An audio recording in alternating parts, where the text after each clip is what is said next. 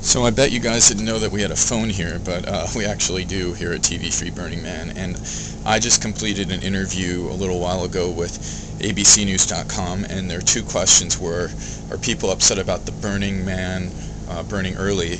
And then the second question that they had for me was about the person who committed suicide here in one of the tents. And then we talked about other things ensuing.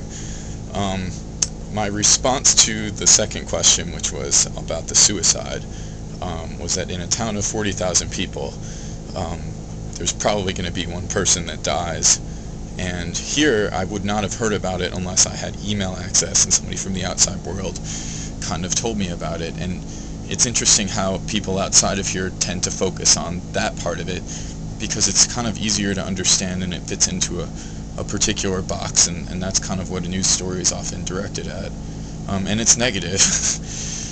The other things that are harder to explain, that I tried to explain to them, that's supposed to be my contribution. That's why I'm doing this with you guys. I'm trying to have you come along with me and see what this thing is about, as somebody who's never been here. Now, the first question about whether or not people are upset about the man burning early, that's interesting because there's a lot of lore going on about that.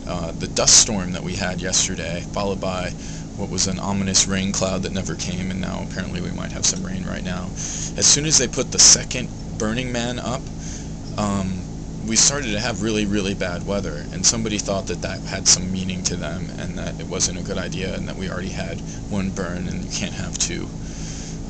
Some other people felt that we needed to have a burn and to finish this out at the right time. So those are generally the two sides of that issue. I haven't taken a stance myself, but I do think it is worth noting that it did start to rain, and, well, not rain, but the weather started to get ugly as soon as the man came back up.